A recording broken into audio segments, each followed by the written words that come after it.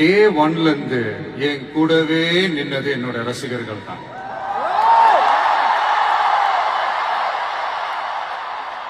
ஒரு நாள் 2 நாள் இல்லைங்க, கிட்டத்தட்ட ஒரு 30-33 வருஷத்துக்கு மேல என் கூடவே நின்றுக்கிறாங்க.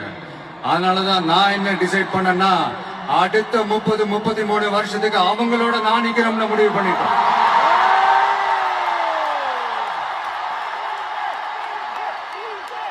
எனக்குன்னு ஒண்ணுனா வந்து தியேட்டர்ல நிக்கிறாங்க, நாளைக்கு அவங்களுக்குன்னு ஒண்ணுனா அவங்க வீட்டுல போய் நிக்கணும்னு நான் முடிவு பண்ணிட்டேன். இதுதான் காரணம்.